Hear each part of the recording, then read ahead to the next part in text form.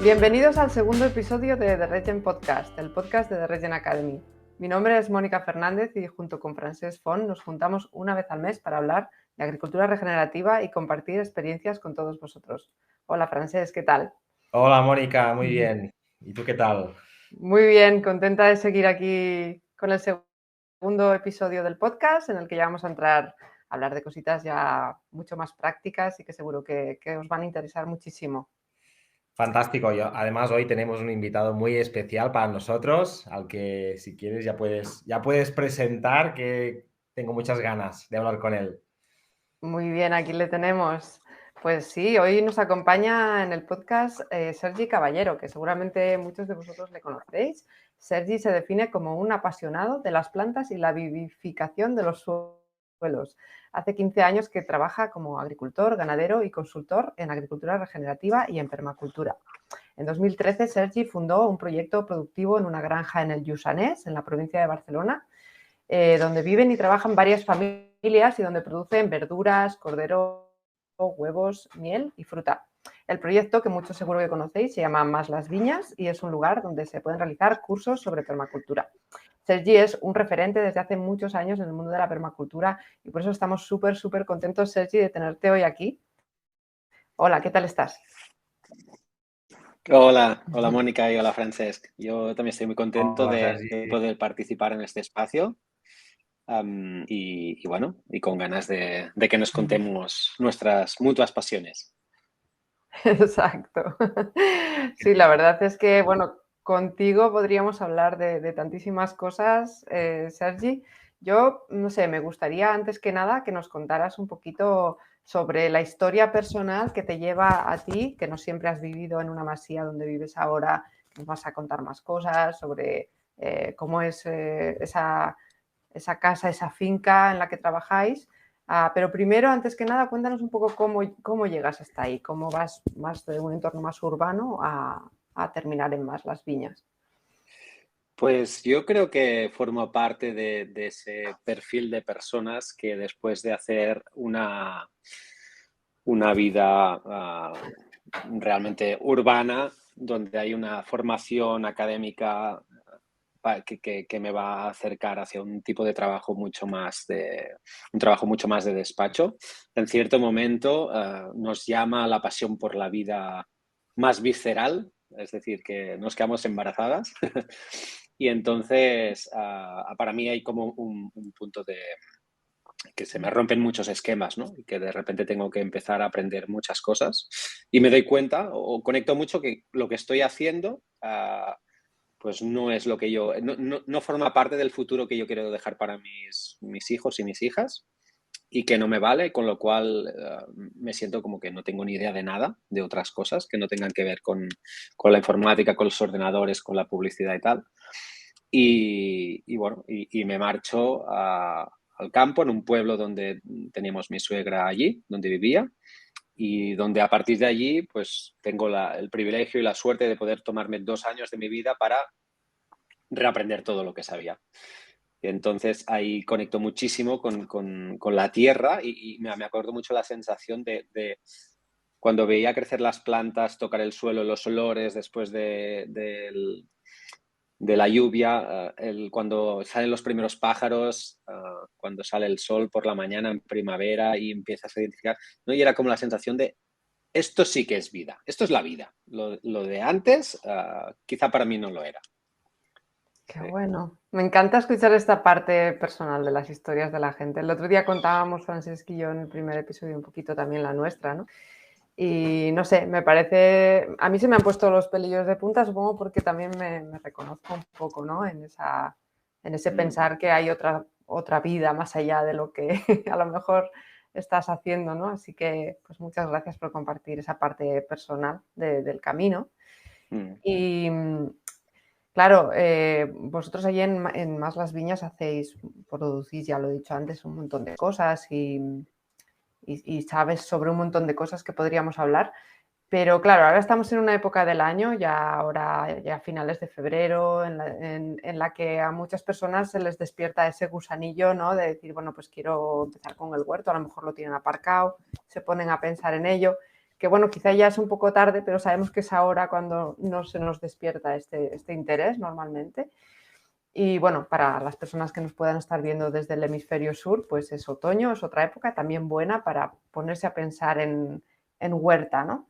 Entonces, por eso hoy queríamos sobre todo exprimir tu conocimiento sobre este tema que dominas y que vosotros allí entiendo que tenéis una gran parte de vuestra alimentación os la producís vosotros mismos allí en vuestras huertas y nos gustaría que nos contaras un poquito datos más para que nos hagamos una idea de cómo son las huertas que hay en Más Las Viñas, qué estáis produciendo, durante qué épocas del año, un poquito qué sistema de cultivo utilizáis. Vale, pues vamos allí. El tema es que nosotros ahora mismo estamos trabajando entre 2.500 y 3.000 metros cuadrados de huerta.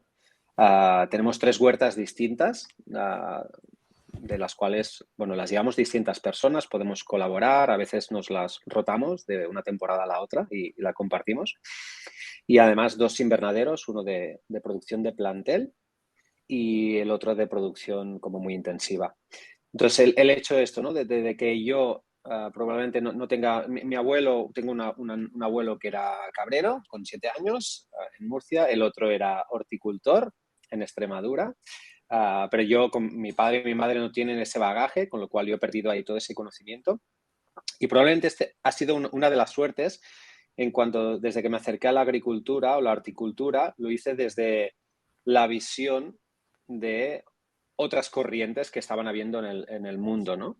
Entre ellos, pues la biointensiva, la regenerativa, todo. A mí me tocó mucho hice una formación hace muchos años, hace creo 15 años con Darren Doherty, de 3 días y cosas como el no labrar me parecieron evidentes, ¿no?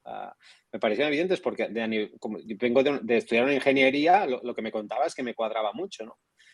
Así que eso no fue un obstáculo, porque creo que sí que lo puede ser para mucha gente, y entonces eso me permitió hacer 3 zonas de huerta o diseñar 3 zonas de huerta donde se utilizarán todas estas estrategias de vivificar y potenciar el suelo. Entonces eso quiere decir que pues eso, producimos verduras todo el año, no solo para las personas de la casa, que también a veces variamos más, sino que cuando hay formaciones y se junta bastante más gente aquí, pues también producimos una gran parte para esto. Y lo que no hacemos es cereales de grano, sobre todo por el proceso de la cosecha, el trillado, todo esto no lo hacemos. Pero bueno, por lo demás sí, ¿no? Todo lo que son verduras, tubérculos, hortalizas, muchas legumbres también hacemos. Y bueno, pues eso es un poco a lo que nos dedicamos, sí. Y a nivel de climatología, Sergi, ¿cómo definirías un poco la situación de esas fincas? Un poco para también que los oyentes sepan en qué condiciones trabajáis y un poquito también si puedes mencionar algo sobre cómo influencia el tema precipitación, en fin, la zona climática donde esté uno a la hora de ponerse a hacer una huerta. Pues claramente no estoy en una de las mejores zonas para hacer huerta. Es decir, estamos en una zona de Mediterráneo continental y eso quiere decir que tenemos inviernos muy fríos quiere decir que puntualmente estamos a -12 y que estamos bastantes semanas con temperaturas por debajo de los 6-8 grados bajo cero, evidentemente por la noche. Y luego también tenemos periodos de niebla, con lo cual el suelo no se calienta. Y luego en verano tenemos mucho calor. Se estanca, no llega el regulador climático que es el mar, no llegan ese regulador, con lo cual nos vamos a temperaturas muy altas y con mucha sequedad ambiental. Así que es una zona que realmente no es hortícola, es una zona mucho más ganadera, tampoco no es frutícola y también hay mucho cereal. A pesar de esto, pues es la tierra que tenemos. Y entonces todos esos condicionantes que hemos visto como negativos, resulta que les podemos dar también la vuelta. Y entonces podemos aprender pues, que ciertas plagas no van a poder prosperar en invierno con nuestras temperaturas, que la nieve nos tendrá algún beneficio en el suelo, que, bueno, intentar encontrar respuestas a las dificultades que tenemos aquí para cultivar hortaliza. Qué bien, Sergi, es muy interesante. Yo creo que a todas las personas que nos escuchan les pueden venir muchas preguntas en la cabeza. A mí no me vienen tanto porque ya he estado en tu proyecto y hace mucho tiempo que nos conocemos. Pero yo creo que has dicho una cosa que puede llamar la atención, ¿no? Que empezaste con Darren hace mucho tiempo, que de Darren aprendiste un poco el concepto de no labrar o labrar lo menos posible. Yo sabes que también comparto esta historia con Darren.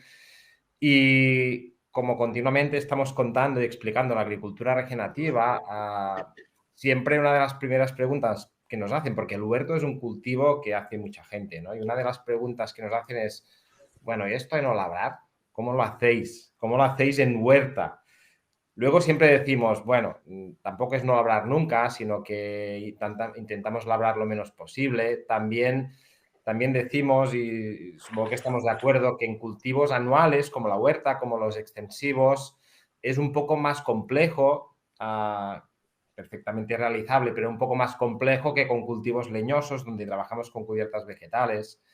Yo quería preguntarte o que nos contaras un poco tu experiencia en reducir las labradas, en minimizarlas en algunos casos como hacéis, ¿no? ¿Cómo habéis convivido con esto? ¿En qué punto estáis en este sentido? ¿Qué cosas tienen sentido para ti de todo esto del mundo de no labrar y qué cosas no tienen sentido en la huerta, en nuestras zonas climáticas, evidentemente? Bueno, si nos puedes contar un poco más sobre todo esto. Pues sí, vamos allí. La verdad es que sí, que a nivel histórico y cultural la huerta es un lugar donde normalmente se labraba intensivamente y es que es verdad que labrar tiene cosas buenas. Para mí eso no hay que olvidar, pero también tiene unas cosas malas como mucha de la gente sabe. Entonces, claro, un poco para mí es como el libro de texto, es como la naturaleza, aprender de los ciclos y en qué momento trabajamos con la materia orgánica, con el agua, con la protección del suelo, con el crecimiento de las semillas. Para mí todo eso es muy importante, entender los patrones naturales de tu zona para poder aplicarlos en la huerta. Pero sin embargo es verdad que quizá hablamos de no labrar mecánicamente.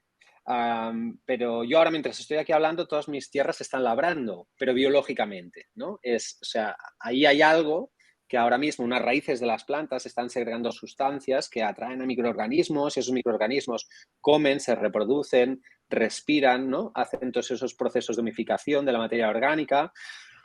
Y entonces, claro, sí que estamos labrando, pero de otra manera. Y yo creo que en la huerta, como podemos tener esos periodos de temporadas más cortas, que a veces no tenemos en cereal o en cultivos leñosos o frutales o lo que sea, nos permite jugar mucho más. Entonces, eso unido al hecho de que a mí siempre me gusta pensar que el suelo es un recurso que mejora cuanto más lo usamos a nuestro favor, ¿no?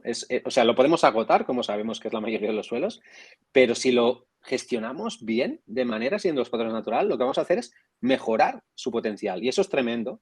Entonces, pues aquí venimos de unas huertas que cuando las cogimos ahora hace 9 años, bueno, no las huertas, sino la finca, era una finca de producción de cereal con purines de cerdo en extensivo. Teníamos un porcentaje de materia orgánica del 1,4%. Era un suelo terriblemente compactado, expuesto al sol con unas cárcavas increíbles y ahora estamos en las zonas de huerta, estamos en una zona ahora mismo en 4,9% de materia orgánica, con un suelo descompactado tanto que cuando es primavera, verano, el suelo está protegido, ahora no porque está congelado, pero yo puedo meter la mano entre las hortalizas, o sea, puedo clavarla y entra.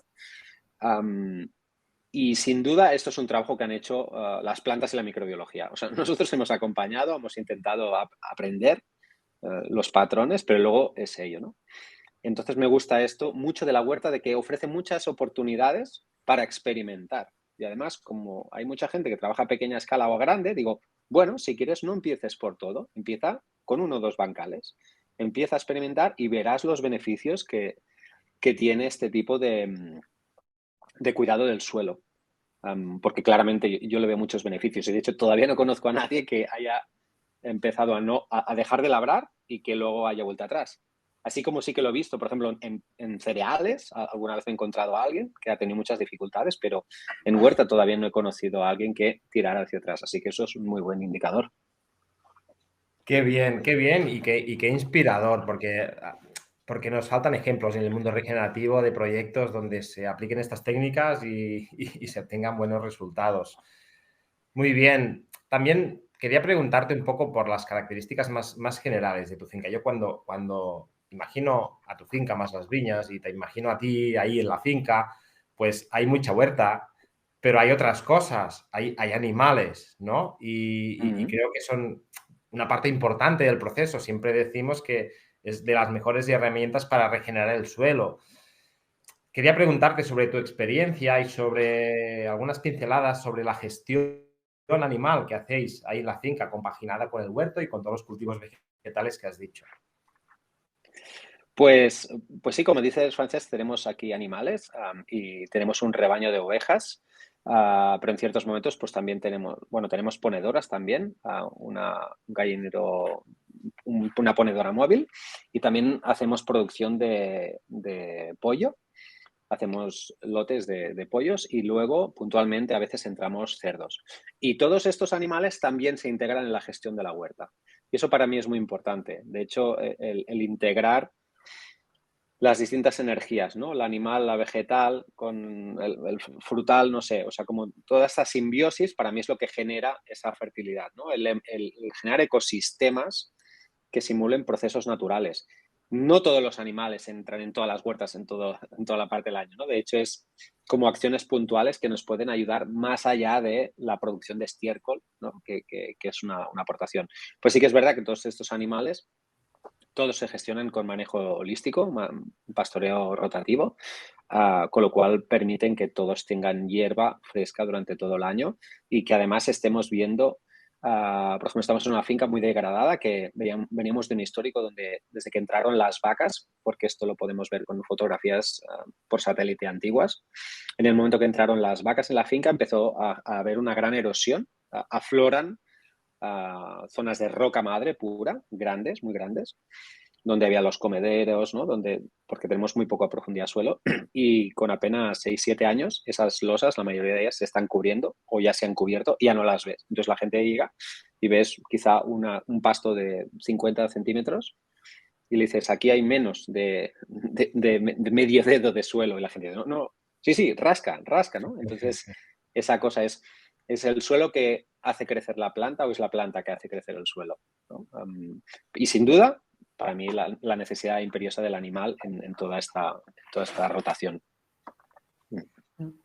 Pero qué interesante también porque el animal a la vez también puede ser un problema, ¿no? O sea, a la vez lo causa si se gestiona mal y si se gestiona bien, pues lo regenera, ¿no? Con lo cual es realmente Claro. es interesante. Pero eso, Mónica, también en la huerta, ¿eh? O sea, una verdura, un abono verde puede ser bueno, pero depende en el punto en el que llegue, quizá puede ser perjudicial para el suelo. O, no sé, o los acolchados, ¿no? A veces tenemos la imagen de que un acolchado siempre es bueno, pues yo lo pongo en duda. Los acolchados pueden ser muy positivos, pero en cierto momento te pueden romper el suelo o te lo pueden empeorar. Entonces, muy importante, ¿no? Como no coger técnicas y quedarnos solo con la técnica, sino entender el patrón de por qué hacemos eso. Claro. Pues estupendo. A mí me gustaría volver otra vez al tema de la huerta para preguntarte, por un lado, si a una persona que no se haya animado nunca a producir sus verduras, ¿qué consejos le darías para empezar? O quizá también si lo pudieras enfocar como los errores más comunes que sueles ver. A veces es más fácil aprender de los errores que de lo que sí se debe hacer, ¿no? No sé, cuéntanos un poquito cómo enfocas esto tú con este tipo de personas que quieren empezar pero no tienen experiencia. Yo creo que el primer paso sería empezar poco a poco. Es decir, empezar de pequeño e ir aumentando la superficie que quieres cultivar y también el número de plantas. Eso para mí es importante.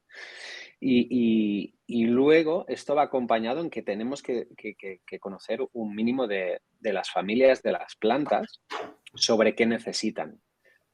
Porque para una huerta no es lo mismo plantar cebollas que plantar coliflores o esperar cosechar zanahorias que patatas. Cada planta necesita pues unas entradas, ¿no? Unas condiciones para producir óptimamente. Y si no tenemos en cuenta estas entradas, pues seguramente nos va a llevar a una frustración que no tiene por qué, porque en realidad forma parte del proceso de mejora del suelo y de entender cómo nos relacionamos. También creo que una de las virtudes que más aparecen cuando hacemos una huerta es la paciencia y no sé cómo llamarlo, ahora sería la adulación o la veneración, ¿no? O sea, por un lado es entender que desde que yo pongo la semilla de la lechuga, ¿no? Y luego empieza a salir, los alemanes tienen una palabra muy bonita que es la Gestalt, que es la forma en movimiento de esa semilla, ¿no? Y aparece ahí ese gesto de esa planta y luego que esa planta va a ir creciendo y hasta que nos la podamos comer van a pasar unos cuantos meses y eso es maravilloso, ¿no? Porque cuando esa planta finalmente está en tu plato, ahí tienes como toda esa cadena conectada desde el momento que la sembraste, ¿no? O por lo menos a mí me ocurre. Y hay esta parte de respeto, ¿no? De una alimentación mutua.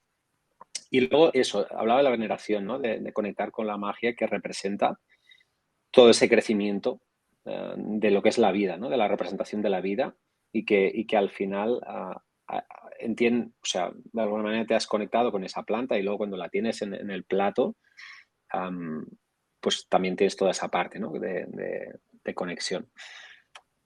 Otra que diría para mí es como la fertilidad siempre por delante, ¿no? Sería como quizá el último consejo que diría, es decir, normalmente empezamos, por ejemplo, a cultivar las huertas en primavera, sobre todo las personas que quizá no han tenido acceso. ¿Por qué? Porque hay alguien que decide en algún momento que el mismo día en toda la península va a haber tomates para comprar en el mercado, ¿no? Plantel de tomate. La misma variedad en toda la península, independientemente de las temperaturas en las que estés. Y eso pues nos excita, ¿no? Porque ves eso y es que la planta de tomate huele maravillosa, ¿no? Entonces nos conecta y nos vamos a plantar. Pero el tomate llega en una época del año, que es la primavera, que es un momento donde la naturaleza ya ha acumulado todo un patrimonio biológico de fertilidad, y para mí eso es importante, que las huertas, y yo prefiero empezarlas más en otoño, si estamos en el hemisferio norte, y más en primavera, si estamos en el sur. Es decir, con unos meses de antelación vamos a poner las bases para que luego en primavera, cuando entre el cultivo, se aproveche de todo ese trabajo. Así que aquí tenemos que irnos a la planificación. Para mí es muy importante planificar, no empezar a poner plantas aleatoriamente ¿no? Y pongo ahí un poco de paja y digo, bueno, estoy haciendo una huerta permacultural. No, estás experimentando, lo cual es fantástico, pero si yo cojo cuatro colores y empiezo a pintar un cuadro, pues no estoy haciendo arte, ¿no? Tendría que tener unas mínimas o una intención detrás o un conocimiento de lo que voy a hacer. Y de hecho en esto me siento identificada cuando las veces que he hecho huerta y me he encontrado con esto de repente mucho de algo, tener muchos calabacines o mucho de lo que sea que no te lo llegas a comer, luego no plantas a tiempo lo del otoño y entonces ya cuando lo pones es tan tarde que ya no crece, en fin, es complejo, ¿no? Imagino que tú tienes herramientas que te ayudan a hacer todo esto de una manera más metódica y sabiendo con antelación cuándo llega cada paso, ¿no? Porque son muchos, ¿no? Es difícil, pero hay muchas cosas aquí para considerar, ¿no? Has dado en el punto, ¿no? El qué me como, ¿no? ¿Qué capacidad de ingerir nutrientes tengo? Creo que eso es muy importante. Y entonces, aquí creo que me viene más de mi parte, más del estudio más relacionado con la informática, pero para mí es súper importante las hojas de control de las huertas y un control también del plantel, del seguimiento, de tratamientos que podamos hacer, aunque sean en 3 macetas. Pero creo que es muy importante, por ejemplo, no llegar a julio con todos los bancales llenos de comida, porque eso quiere decir que no vas a tener comida en invierno, porque la comida de invierno se está sembrando en verano. Entonces ahí unas hojas de Excel, ¿no? o herramientas parecidas pueden ser muy útiles para hacer esa previsión, esa calendarización. Voy a plantar 120 coliflores o 30, ¿no? Voy a plantar cuántas líneas de zanahoria. Nunca hay suficientes guisantes, pero de las otras plantas yo creo que sí que está bien tener unos porcentajes. Sí, totalmente de acuerdo. Bueno, luego vamos a comentar que muy prontito vas a hacer otro evento con nosotros, del que bueno, vamos a hablar después ya más en detalle. Y asociado a él hay un regalo que nos has hecho, muy relacionado con esto que nos contabas ahora, pero bueno, vamos a dejarlo para después, así ahora en intriga, porque te quiero preguntar otra cosa, que es sobre el otro caso de una persona que ya tenga su huerta, que ya esté trabajando quizá desde hace años con los sistemas más tradicionales, con mucha labranza, etcétera, etcétera. Y quizá para este tipo de persona creo que sería interesante que nos explicaras qué ventajas puede tener hacer un cambio en esa gestión, porque a lo mejor se siente muy cómodo o muy cómoda haciendo ese tipo de labores y obtiene una buena cosecha y todo esto, ¿no? Pero ¿qué más hay ahí que le puede ofrecer un sistema con menos o sin labranza o con acolchados o con, yo qué sé, todas estas cosas? Pues yo creo que beneficios son muchos, ¿no? Y el indicador antes que decía de que no conozco gente que haya tirado atrás, para mí es muy indicativo. Yo aquí añadiría varias cosas. Una, un sistema de producción en huerta regenerativa, creo que nos va a ahorrar tiempo. Y el tiempo es dinero. O sea, sobre todo tiempos de deservado, de aporcados, o sea, hay tiempos que se van a reducir. Por lo tanto, yo creo que hay una parte económica muy importante. Creo que también te das cuenta cuando hay condiciones adversas, por ejemplo, creo que fue hace 3 o 4 años que llovía muchísimo y la gente con solanaceas estaban desesperadas con el oidio, con el mildiu. Y como el suelo es capaz de responder ante eso, eso es bastante impresionante. O sea, realmente la gente pregunta, ostras, ¿qué producto estás echando, ¿no? al suelo? No, esto forma parte del proceso. Luego creo que es muy interesante también empezar a que tienes como hay más espacios de observación de las cadenas tróficas. Yo diría que para mí también eso es como un proceso muy mágico, el ir viendo en distintos momentos del año y en distintos años cómo cambia nuestra micro y macrofauna y cómo interactúa con nuestras plantas. Yo creo que eso también es algo muy bueno. Y finalmente, yo creo que hay algo muy curioso para mí, sería como la textura del alimento. O sea, y eso es un poco esotérico, pero creo que los alimentos tienen cierta textura que sucede cuando tienes un tipo de crecimiento vegetal que no va forzado y que eso quizá no es tan evidente en plantas, sobre todo fertilizadas con abonos sintéticos, ¿no? Donde las verduras y hortalizas, aunque sean del momento, no tienen el mismo sabor, no tienen los mismos azúcares y para mí, como lo veo, pero sí, yo diría que es estas cosas. Al final, muchas veces lo que nos acaba atrayendo es el rédito económico, ¿no? Pero sí, yo creo que hay bastantes ventajas como para empezar a hacer estos cambios y todos son muy positivos. Sí, muy interesante esa parte también de esa densidad nutricional que seguro que se manifiesta cuando hay un suelo que está más equilibrado, que tiene más de todo, ¿no? O en su punto correcto y bueno, no sé si todavía hay estudios científicos que hayan visto la comparativa nutricional cuando se utilizan estas técnicas, porque todo esto es bastante reciente, pero sin duda sería fantástico poder verlo, ¿no? Ver esta Sí, diferencia. yo me acuerdo del primer libro francés que me llamó mucho la atención un dato, que él hablaba de que la mayoría de hortalizas hoy en día tienen el 50% de minerales que tenían hace 40 años. Creo que era así un poco el dato. Yo que, por ejemplo, lo sí que me he fijado es en el magnesio. El magnesio, realmente donde hemos ido a trabajar y hemos hecho analíticas, en la mayoría de huertas tenemos una deficiencia importante de calcio y magnesio. y la verdad es que así, incluso a nivel poblacional, la mayoría de población europea tiene ciertas deficiencias de magnesio en el cuerpo. ¿Por qué? Porque es que no está en el suelo, porque nos lo hemos ido comiendo y luego pues lo hemos ido desechando, ¿no?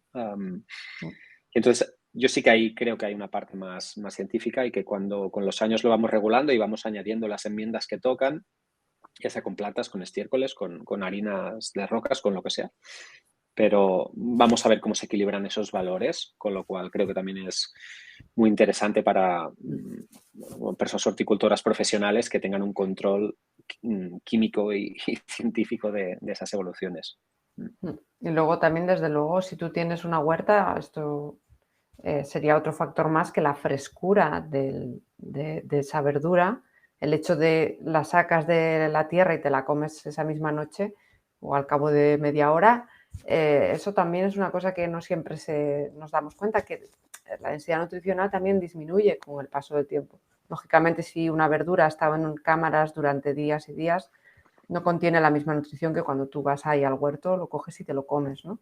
Entonces, bueno, en ese sentido también es estupendo todo el tema de la huerta.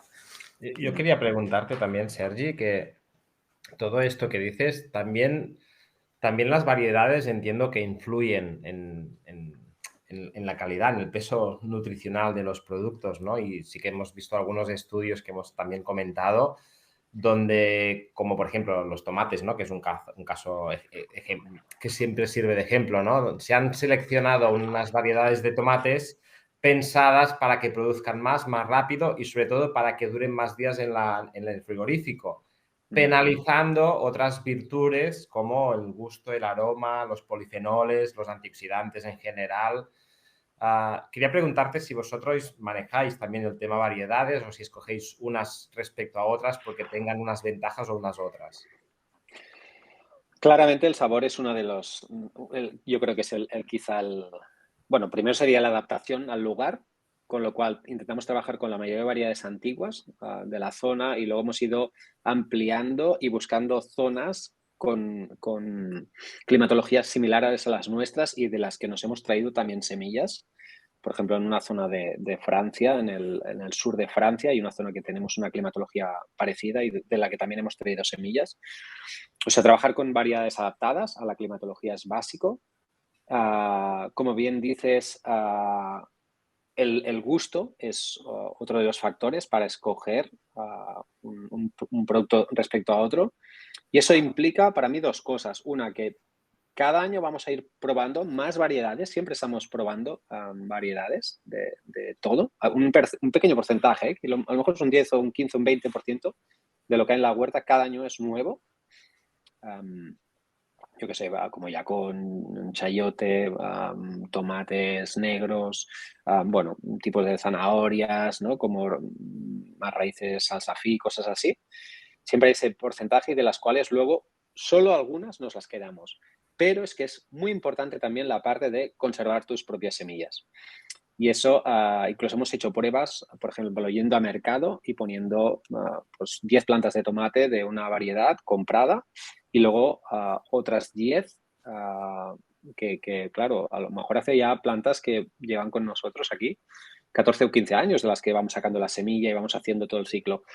Y en el mismo bancal, las mismas condiciones de humedad, de riego, de exposición solar, hemos visto como, por ejemplo, las primeras han sufrido muchísimo más con tema de araña roja, con tema de tutas y tal, y las otras no.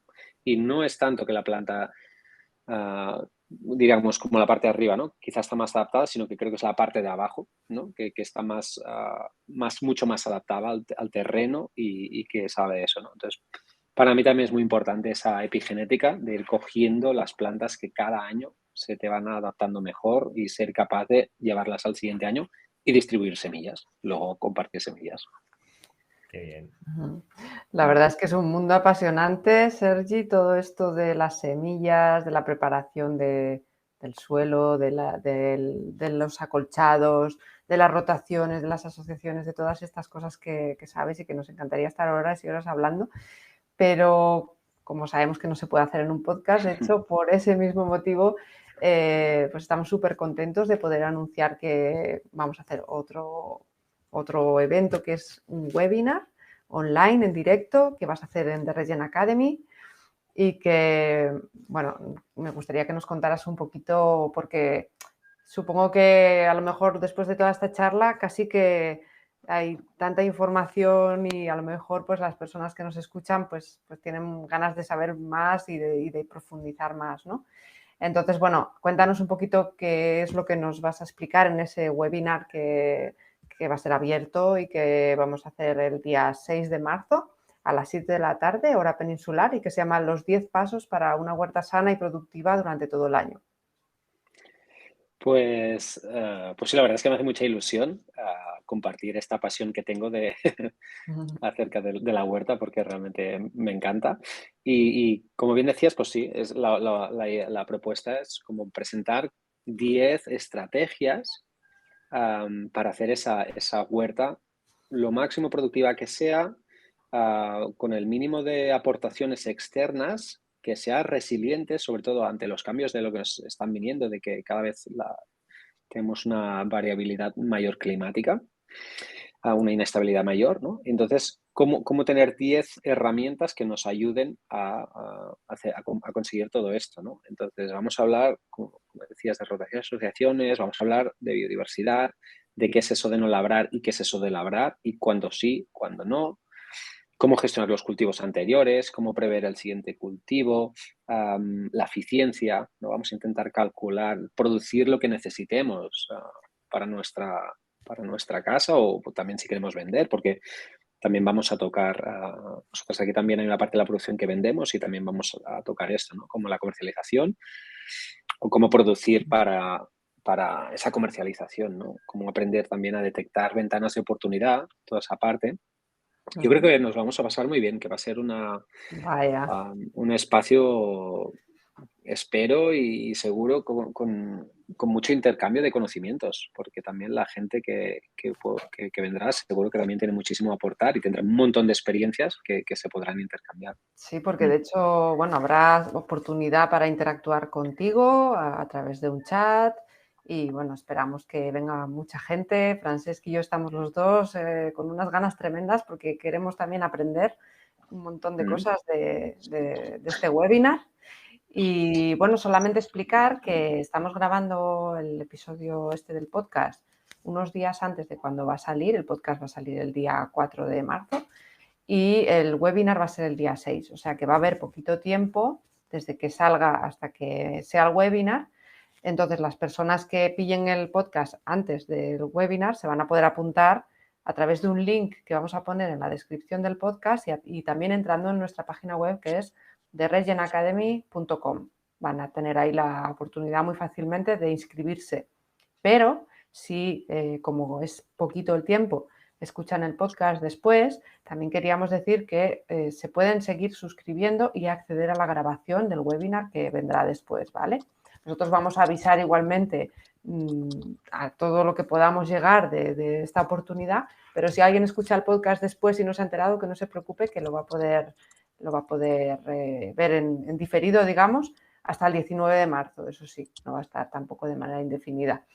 Y bueno, me parece que no nos dejamos nada. Sí, me dejo una cosa muy importante, que es que en este regalo que nos has hecho, que hablábamos antes, de una plantilla de planificación del huerto y del plantel que has preparado exclusivamente para este evento y que todas las personas que se apunten se lo van a poder descargar. Es una hoja Excel que van a poder usar para planificarse y que tú nos vas a explicar en el webinar un poquito más sobre cómo sacarle partido, ¿no?, a este bonus. Sí, esa es la idea. Y no solo de la huerta, sino también de lo que es la producción de plantel, que creo que es muy interesante la combinación de las dos, que nos da mucho juego, sobre todo a eso, a tener verdura, producción durante todo el año, ¿no? No que haya unas épocas del año que estemos abrumadas por toda la cantidad de comida y otras que estemos ahí como pasando hambre, ¿no? Sino precisamente eso, vamos a intentar producir de manera estable todo el año, ¿no? Eso para mí es muy importante y creo pues que esta herramienta va a ayudar mucho a hacer esas planificaciones, los tratamientos, cuándo acolchar y cuándo no, cuándo añadir compost y cuándo no. Eso lo vamos a utilizar con esta herramienta. Qué bueno. Bueno, Francesca, a ti te va a encantar porque tú que también eres igual que Sergi de planificador y de Excel y de organizarlo todo muy bien y con antelación, seguro que vas a estar usando esta plantilla a tope. La verdad es que sí, que muchas ganas de manejarla, muchas ganas de esta sesión, creo que es súper interesante. Y yo lo que me gustaría deciros a todos y todas los que nos estáis escuchando es que si habéis escuchado todo este podcast y estáis imaginando lo que nos está contando Sergi y estáis imaginando un tipo vergel con animales, con plantas, con personas felices trabajando ahí en un ambiente sin productos fitosanitarios de síntesis química, labrando lo mínimo con suelos vivos. Si habéis imaginado esto, pues la habéis clavado, porque esto es lo que hay en Mas las Viñas. A mí, Sergi me ha inspirado mucho, es de las fincas que más me ha inspirado. He conocido personas y fincas por todo el mundo y qué suerte de tener a Sergi y tenerlo aquí, muy cerca de casa. Y la verdad es que te quería preguntar, Sergi, ¿cómo pueden hacer las personas para conocerte, para visitar tu proyecto? ¿Hacéis visitas guiadas? Cuéntanos un poco, porque creo que es súper recomendable que quien pueda venga a visitaros. Gracias, Francesc. La verdad es que me siento súper halagado y feliz por estas palabras y más viniendo de ti, donde a mí también me has inspirado muchísimo. Y la verdad es que ofrecemos, pues esto, ¿no? La opción de venir a pasar una mañana, que son 3 o 4 horas, donde también hay una degustación de productos que se hacen en la finca. Y son visitas guiadas que hacemos en primavera, verano y otoño. En invierno no cerramos porque queremos tener como la energía más concentrada.